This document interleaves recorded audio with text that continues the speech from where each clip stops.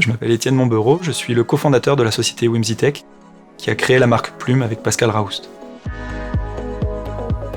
Bon, il s'avère que mes parents étaient assez fans de Renault. J'ai pu conduire et apprendre à conduire sur des Twingo, des Espaces, des Renault 21, donc à l'époque. En fait, c'est un petit peu cette, on va dire une boucle entre cette expérience de quand j'étais tout petit, l'apprentissage de la conduite et maintenant l'apprentissage de l'entrepreneuriat. On est à la fois ingénieur et rider, donc on est passionné par la mer. C'est cet aspect-là qui nous a fait dire ok, ce projet-là nous intéresse, c'est sur ça que l'on a envie de travailler.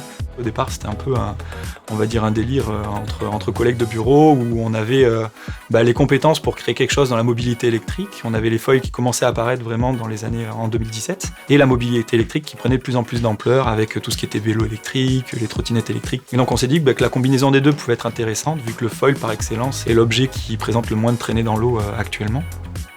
On est venu proposer un produit à un rapport qualité-prix qui défie toute concurrence parce qu'on a épuré, parce qu'on a fait du design to cost, un peu à l'instar de la Renault 5, en étant intransigeant justement sur les sensations, cette recherche de liberté sur l'eau, à pouvoir évoluer sans quasiment bruit. Le Plume va aller jusqu'à 35 km/h en fait, dans sa configuration standard, avec des batteries qui vont lui permettre d'aller jusqu'à 1h30 voire 2 heures d'autonomie, ce qui représente plus de 20 km de balade. En fait, vous volez littéralement au-dessus de l'eau, sans bruit. La petite cerise sur le gâteau, c'est vraiment cette sensation de glisse, de carving.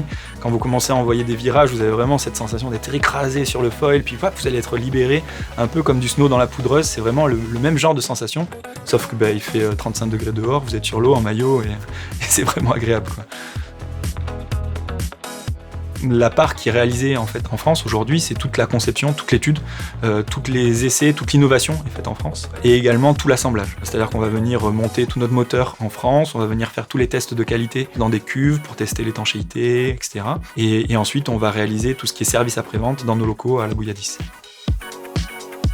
En fait, on a une qualité très forte, je trouve, en France, c'est cette qualité d'innovation et de création. On doit être un des pays où il y a le plus d'ingénieurs qui sont produits par an dans le monde. Ce qu'on trouve vraiment génial, en fait, c'est de pouvoir regrouper ces créateurs au sein d'un événement et de les mettre en avant et de montrer que oui, le savoir-faire français, il existe sur plusieurs supports, il existe dans une variété d'activités. Et oui, on a le véhicule électrique français qui est connu, qui est reconnu dans le monde entier, mais il y a également des petits ingénieurs, des créateurs qui sont là pour proposer des produits innovants, qui viennent bouleverser un petit peu leur marché et qui ont cette capacité à se faire connaître sur la sphère mondiale, en fait.